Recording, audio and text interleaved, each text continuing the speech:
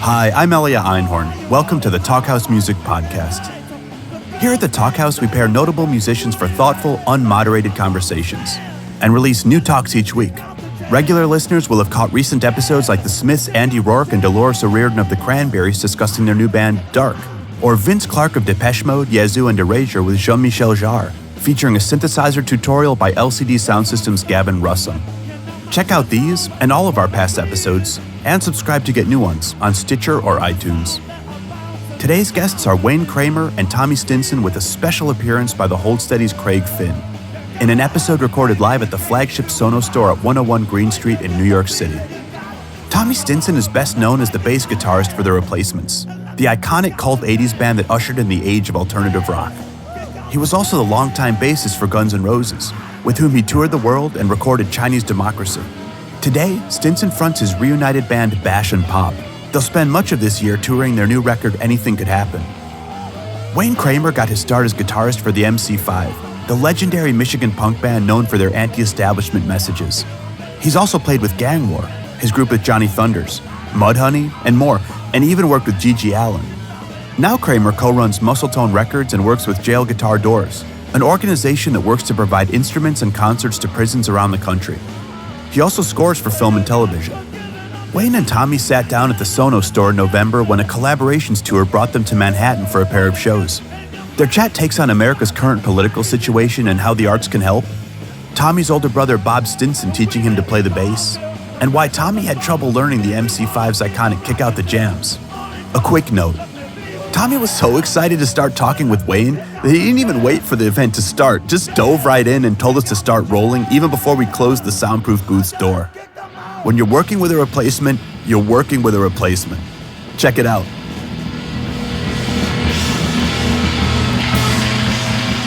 Kick Out the Jams was fucking great, both shows, I thought. It felt good to me, anyway. It's a sturdy song. The whole thing was pretty funny. Just figuring out that, like, trying to play that song with other people and figuring out, like, well, the bass player fucks up the first note. Like, that's the problem. I've always, like, I don't know how to play this song because the first note that I hear, it's like, this kind of thing. He had never played bass before he joined the band. Whoa. And he could barely play the guitar. Whoa. I thought that I could teach him. Yeah. But, you know, there's something that motivates you to be a bass player or be a guitar player, be a drummer. Whatever, something inside yourself that says, that's what I want to do. Well, he never had that. Wow. I decided for him. Wow, and dude, I didn't. That even makes more sense, and that's a great story. Fucking never heard that one. So, you know, like it's not like he had bass players that he idolized or wanted to emulate. Was he just like a buddy or something? Yeah. Like, yeah. Oh man, that's a good. He was one. good looking. That's why I hired him. He's gonna bring the ladies. I was as vain. I think that's what my brother was thinking with me when he showed me how to play bass. But I didn't bring him any ladies. I kind of kept them all to myself, roughly. So he never, you know, like the rudiments of music. He just bypassed all that. What did you show him? What was the first song you showed him how to play? Well, we were already a working band, so I just showed him the songs that we were doing in the set, you know, and right. He could play well enough to, you know, approximate the figures and that, but... Right. So he was a buddy of yours, and you showed him how to play bass. Did you show him the blues scale, just a quick little thing? Or? No, just exactly the parts to play on the songs. That's great. My brother showed me 4 songs. Rock and Roll Hoochie Coo, Roundabout, weird enough. Show Me the Way, which is a weird one that was in there. And I'm blanking on the last one. I'll think about it in a minute. Yeah, but it's like, okay, here's the 4 songs I'm going to show you how to play, and here's how I play blues. And now we're going to play. Now you're in a band. Now you're in a band. Yeah. It's killer, though. I mean, But clearly, you identify with the bass. You see yourself as a bass player. You're interested in the bass. You hear other bass players play. Yeah, and I do actually have favorite bass players and stuff. So it's part of the whole thing, I suppose. Yeah. But yeah, this is a great story because it just kind of reminds me of my brother caught me screwing around with the bass, and he's like, "You want to play that?" I'm like, "Sure." And then I started playing, and it like hurt my fingers and all this, that, and the other thing. And no, I don't want to play that anymore, you know. And the bass, is, you know, it's a serious instrument. I think it's the toughest chair in the band because really you're controlling the entire sound of the band. I mean, that's what Bill Wyman talks about, you know, when he was inspired to play music, and when he discovered the bass player, without being the guy out in front, was really running the whole show. Right. The whole momentum of the band, the whole sound of the band, he could control with the bass. Well, I wonder what that says about me last night. Whoa, hey, ho. You ever have a unique New York City experience where you're like, there's something that you need from New York City specifically? Like in all the years you've been coming to New York. I had one of these two nights ago. I took a little nap after we rehearsed. I'm like, man, I want a potato knish right now. And I'm like, where am I going to get this? And I think I called Jesse, and no one got back to me on it. There was nothing open at 11 o'clock. But you ever have one of those, like, uniquely, like, I have to have this right now? Besides, you know, back in the day when we were using and whatever, you know, that kind of crap. Those uniquely New York needs. With food in particular. One is cold noodles and sesame sauce, which is very hard to get on the West Coast. You know, I live in L.A., yeah. I do have a place I can get it now. But that, and of course, a real single slice of New York pizza. That you walk, you know, you're walking on the street. That stuff Jesse got the other day was great. Did you think so? That didn't kill me. I had a piece, and I was like, "That's all right." Is that Ray's? I mean, I don't know. No, it wasn't.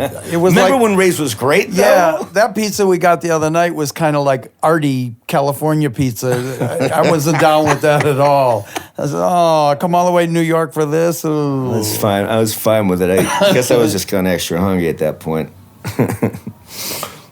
But I got one today, warm, with mustard on it. It was fantastic. I just got to tell you right now, it was a fantastic potato knish. You're right. You'd be hard-pressed to find that in many other cities in this country. It's just one of those or things. In the world.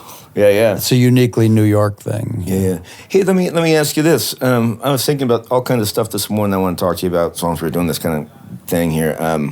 Because we're doing Kick Out the Jams, which was, you guys did that in like 68, right? Mm-hmm. The height of like the civil rights movement and all this stuff, right? And I don't want to get all crazy political right now, but I had to ask you because this has been an incredible 10 days here with what's going on in the world right now. And I just was wondering, like, so, I mean, I've been talking to friends of mine just saying, like, calm down. You can't sit here and project what's going to happen because there still are, even with a one-sided, completely Republican-run, democracy, that there are still checks and balances still in play, even as they're all there, right? But all my friends are freaking. I'm like, you got to calm down. You can react, and we'll have our day if it goes completely bonkers. But like, you grew up in that period. I was just a kid. How do you? I mean, are you worried about the things like me and my friends are all worried that like civil rights things are gonna be rolled back, Roe v. Wade's gonna be rolled. Like everyone's panicking in this kind of way. Like, I mean, you've been around a while. You just tell me, what do you think about what's happening with this, without getting crazy political, obviously, but. Let's get crazy political. What else is there? Yeah, it's the most interesting thing to talk about. Well, the framers were wise in building the system, the American experiment, with checks and balances, with the legislative, the courts, and the executive branch. to prevent demagogues and dictators from grabbing power. Yeah. So, as much as there's a great deal of concern about the president-elect, the system ain't gonna flex that much. Yeah. It's about a 5-degree swing from left to right.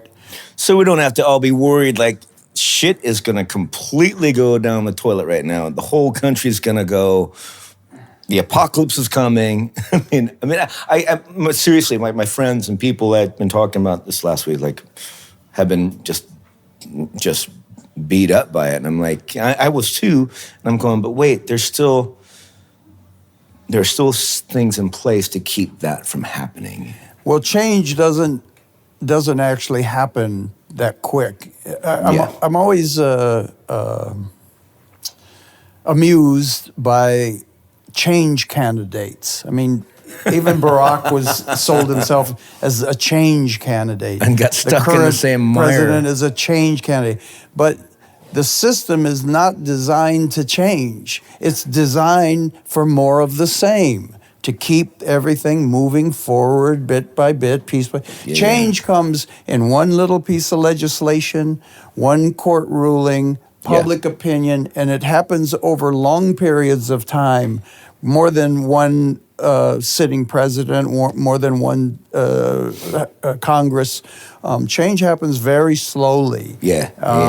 I mean, look, in the 1960s, I thought that reefer would be legalized next year or the year after. It's 50 years later, and it's finally happened. It took 50 years. Yeah. So, in a lot of ways, I think it's going to be an interesting few years to see what happens. Yeah. But I'm not worried about,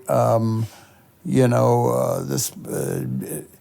a demagogue uprooting everything, uprooting my life. I was asking you. You have a 3-year-old son, right? Right. So, and I got an 8-year-old daughter and a 26-year-old daughter. So it's like, I wanted to just get your take on it because I have friends, just losing their mind grapes over this stuff, and I'm like, hold on.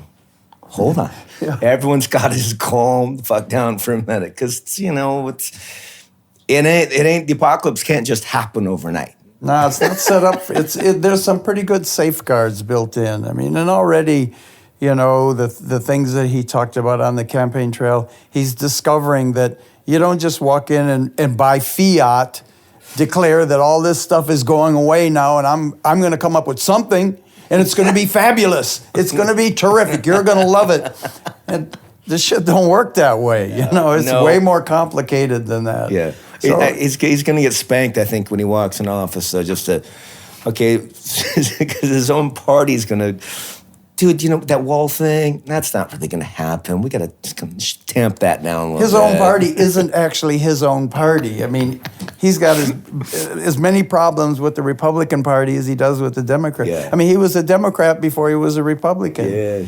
So, it's going to be an interesting few years. And probably some good art will come out of it. Oh, artists shit, seem to get bees in their bonnets, and they start grinding out some vivid work. And that's always good. Yeah. Artists are always the point of the spear. I think oftentimes artists are hypersensitive. They see things. They are affected by things. And it goes into the art, and then it comes out and carries a message or carries a vision of a way things might be. Yeah. Music and art, I think both of them kind of can react to that kind of tension, that sort of political tension, in a funny way, which is good. I think it's a good release. I think people feel that. I feel like part of my job is kind of reporting on the news as I see it, whether it's internal news or external news. However, if I can be honest in how I feel about something, and I can convert that into a song, chances are somebody else feels that way too, because we all have the same feelings. We all have fear, and we all have hope, and we all have aspirations and concerns. And the trick is, do you have the courage enough to be honest about it and do the work to get it in a song. Yeah. For me, you know, I mean, sometimes it takes me 15 years to write a song, you know. By that time, that presidency will have already changed again several times. Right. You're right. You're right. I haven't really, I haven't sat down and like written like a politically motivated song per se. I mean, I have thoughts and stuff that I put into my lyrics and stuff once in a while, but I don't really get too much into that because I still there's just so much to learn. I mean, I'm my age, I'm still trying to figure out like where is this stuff going and what does it mean and how does it really affect me? And like I still have a lot of questions about it. I don't really have an idea. I have no idea what the heck's going on, really. You know, I don't think any of us do because we're not politicians. But if you still have a lot of questions, you can't really. You know, I don't feel like I should be penning anything per se until I have solid answers to shit going wrong or shit going one way or the other that I can put in my cranium and like know for fact. You know what I mean? So I'll hint around a little bit, and talk about it. Try, hopefully raise the question. People can ask themselves, figure it out. There's gonna be a lot of room for that coming up. Yeah, I don't think we want to preach to anybody. I don't think we want to. That's not our job. Songwriting is not a didactic art form. Yeah. I mean, we use metaphor. Yeah. And the metaphors grant us a lot of latitude. Yeah. Of what exactly is he talking about? Which is good. It makes for better art. Yeah. Because a lot of times, if you got to narrow it down to a kind of do this, do that. I feel like you're like people are going to go. I don't need somebody else telling me what to think. Right. Don't need someone else telling me what I should be or shouldn't be doing. I mean, there's enough for them out there already. So screw that. Yeah, I mean, that's what I mean. If I think if we're just honest, and say this is how I feel, I'm and I can put it in some kind of poetic form, that I'm concerned or I'm afraid. That's enough. Because to me, what great art has always done is told me I'm not alone. Like when Picasso painted Guernica, right. Like people were upset about that painting. I mean, he was hated by the critics. You can't put body parts in a painting and bombings. Yeah. But Picasso was upset about war. He saw the horror of it, and he put it into his work. So when I look at Guernica, it's like he's sending me a message across time, this is how he felt. And it makes me feel like, geez, that's how I feel about it too. So I'm not the only nutcase out here, maybe somebody else feels this way, and I think that gives us a place in our time, a identity and a sense of community, that like if you like a particular Tribe Called Quest song and I like that song, then we meet together in that song, we share that together. So, that gives us some unity, some community, some connection between us. Because the isolation is the problem. Connection is the answer, and as long as we can connect, then we have a fighting chance. Man, on that note, you are right on, brother. I love you lots. It's great to see you again, man. God, what a mess on a ladder of success.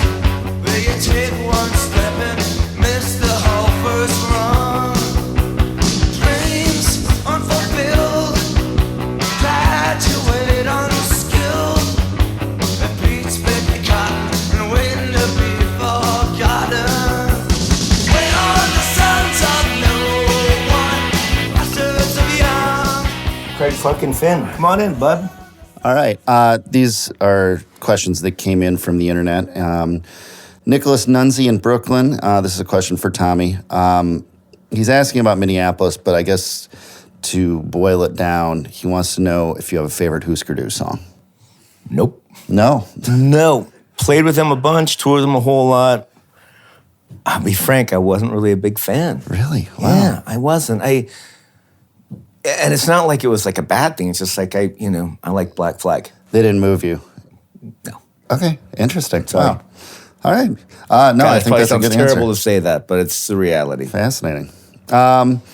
Teresa Markham in Chicago starts out with an OMG and then says, this is for Wayne, what compelled the MC5 to show up at the Democratic Convention when everyone else had bailed? Well, we didn't know everyone else had bailed till we got there. Then we realized, geez, they all had a lot more sense than we did. But, we just felt like we would play at any opportunity, and we had played a lot of, we were kind of like a community band, and our community was there to carry a message to the Democrats, and we wanted to be part of it. So we did that stuff all the time. Sure. It was absolutely normal for us. Right. Cool. We need more of that now. I'll tell you that right now. Seems like it. John Forbes writes in another question for Wayne. Ask Wayne if he felt gang war was a missed opportunity and how he would rate Johnny Thunders dancing. How would I rate Johnny Thunders? That's the question, yeah. Dancing. Dancing? Yeah. Well, he was unique. He had his own style. And what was the first half of the question? Do you feel like gang war was a missed opportunity? Well, of course it was. It looked good on paper. Sure. Two band leaders, two guitar players from separate cities and joining forces and going to go out and rock the world.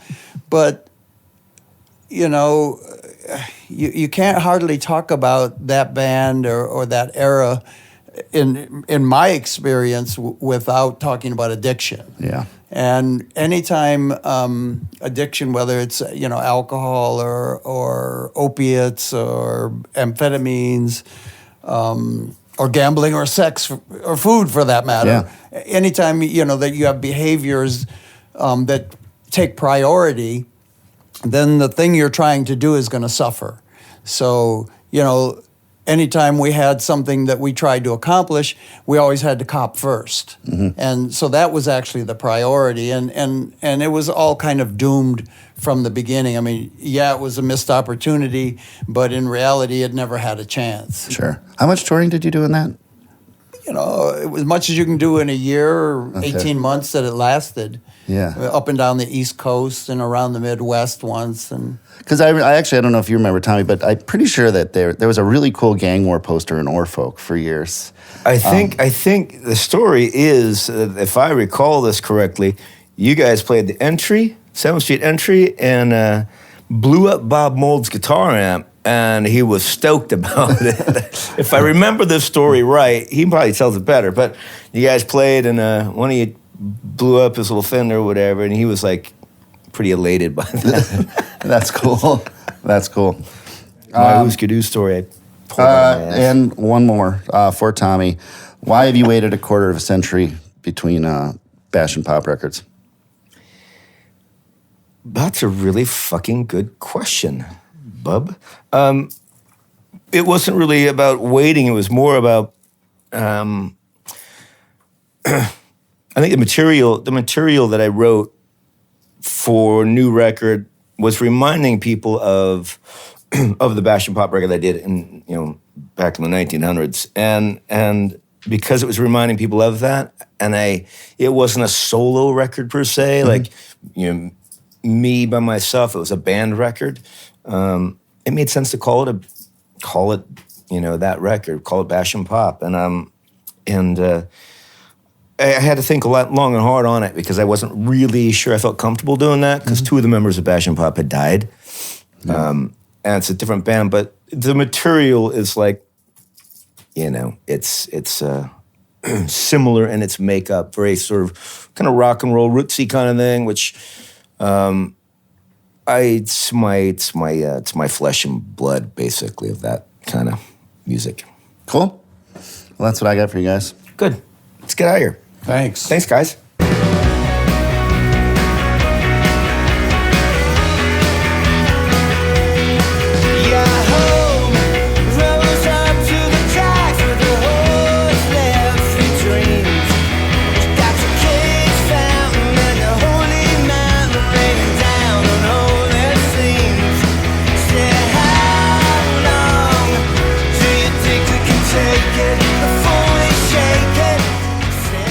Hi, I'm Elia Einhorn, and you've been listening to Tommy Stinson and Wayne Kramer on the Talkhouse Music Podcast. To see an exclusive video of Tommy and Wayne chatting at Sonos 101G, head over to thetalkhouse.com. Subscribe on Stitcher or iTunes for upcoming episodes like Emil Amos of Holy Sons with Steve Malkmus, and Dan Deacon in conversation with Andrew W.K. And watch for Craig Finn's new LP coming early this year on Partisan Records. Today's episode is recorded and mixed by Mark Yoshizumi. Till next time.